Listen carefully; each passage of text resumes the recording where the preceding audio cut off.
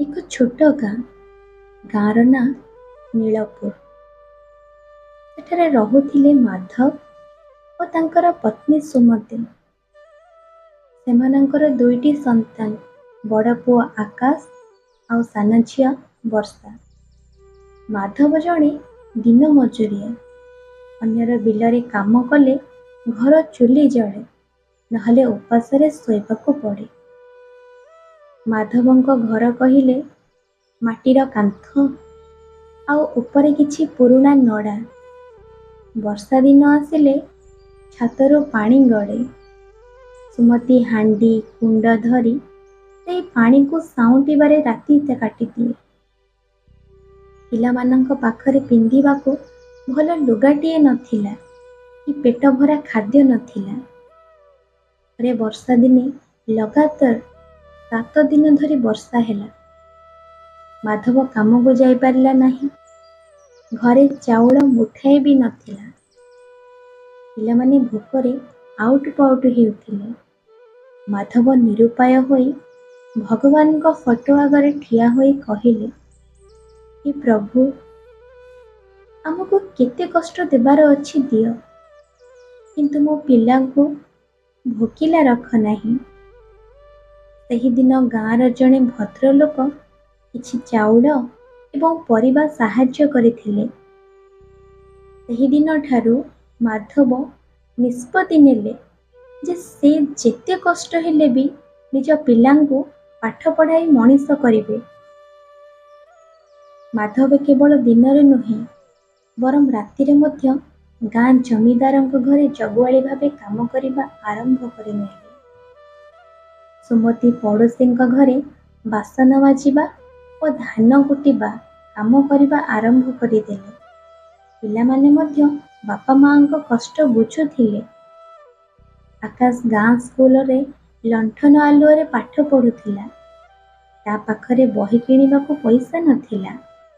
ତେଣୁ ସେ ସାଙ୍ଗମାନଙ୍କ ଠାରୁ ପୁରୁଣା ବହି ମାଗି ତାର ନୋଟ୍ ପ୍ରସ୍ତୁତ କରୁଥିଲା।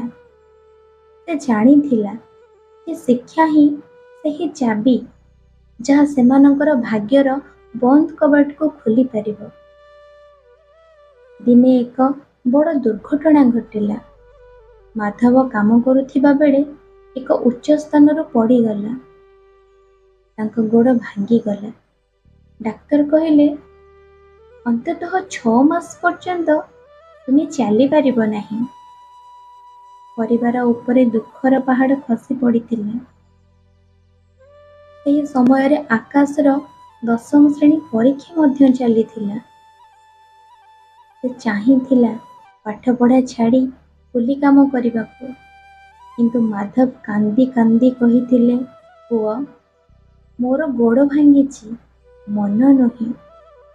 ତୁ ଯଦି ପାଠ ଛାଡ଼ିଦେବୁ ତେବେ ମୋର ସବୁ ସଂଘର୍ଷ ବ୍ୟର୍ଥ ହୋଇଯିବ। ସୁମତି ନିଜର ଏକମାତ୍ର ସୁନା କାନଫୁଲକୁ ବିକ୍ରି କରିଦେଲେ। ସେହି ପଇସାରେ ମାଧବଙ୍କ ଚିକିତ୍ସା ଏବଂ ଆକାଶର ପରୀକ୍ଷା ଫିସ୍ ଦିଆଗଲା। ସେହିଦିନ ସାରା ପରିବାର ମିଶି ଜଗନ୍ନାଥଙ୍କ ପାଖରେ କାନ୍ଦିଥିଲେ।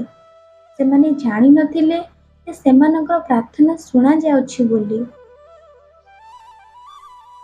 ବର୍ଷ ଗଡ଼ି ଚାଲିଲା। ଆକାଶ କଠିନ ପରିଶ୍ରମ ମଧ୍ୟ କରି ଚାଲିଲା। ସହରକୁ ଯାଇ ଇଞ୍ଜିନିୟରିଂ ପଢ଼ିଲା। ସେଠାରେ ସେ ଦିନରେ ପାଠ ପଢ଼ୁଥିଲା ଆଉ ରାତିରେ ପିଲାଙ୍କୁ ଟ୍ୟୁସନ୍। ସେଇ ଟ୍ୟୁସନ୍ ପଇସାରୁ ସେ ନିଜେ ଚଳୁଥିଲା, କିଛି ପଇସା ଗାଁକୁ ବାପା ମାଙ୍କ ପାଇଁ ପଠାଉଥିଲା। ସାନ ଝିଅ ବର୍ଷା ମଧ୍ୟ ପାଠପଢ଼ାରେ ଖୁବ୍ ଭଲ ଥିଲା। ସେ ନର୍ସିଂ ତାଲିମ ନେଲା। ପରିବାରର ଦୁଃଖ ଦିନେ ଦୂର ହେବ ଏହି ଆଶାରେ ସମସ୍ତେ ଏକାଠି ହୋଇ ସଂଘର୍ଷ କରୁଥିଲେ। ଦିନେ ସୁସମ୍ବାଦ ଆସିଲା, ଆକାଶକୁ ଏକ ବଡ଼ କମ୍ପାନୀରେ ଭଲ ଚାକିରି ମିଳିଲା। ତାର ପ୍ରଥମ ଦରମା ପାଇବା ପରେ ସେ ସିଧା ଗାଁକୁ ଗଲା। ମାଙ୍କ ପାଦ ଛୁଇଁ ସେଇ ପଇସା ମାଙ୍କ ହାତରେ ରଖିଦେଲା। ସୁମତିଙ୍କ ଆଖିରୁ ଧାର ଧାର ଲୁହ ବୋହି ଯାଉଥାଏ।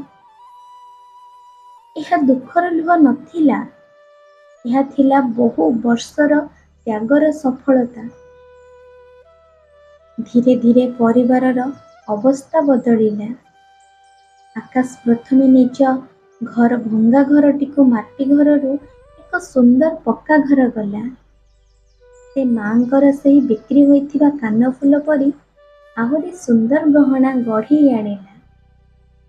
ମାଧବ ଏବେ ବିଶ୍ରାମ ନେଉଛନ୍ତି, କିନ୍ତୁ ସେ ଗାଁର ଗରିବ ପିଲାଙ୍କ ପାଠପଢ଼ା ପାଇଁ ଏକ ଟ୍ରଷ୍ଟ ଖୋଲିଥିଲେ, ଯେଉଁଥିରେ କି ଆଜି ସେହି ଗାଁର ପିଲାମାନେ ମାଧବଙ୍କ ପରିବାରକୁ ଉଦାହରଣ ମନେକରି ପାଠ ପଢୁଛନ୍ତି। ଯାହା ଉପରେ ଭଗବାନଙ୍କର କୃପା ଥାଏ, ଯାହାର ପରିଶ୍ରମରେ ସଚ୍ଚୋଟତା ଥାଏ, ତାକୁ ସଫଳତା ପାଇବାରୁ କେହି ବି ଅଟକେଇ ପାରିନଥାନ୍ତି। ଏଥିରୁ କ'ଣ ଶିକ୍ଷା ପାଇଲେ ଆମେ?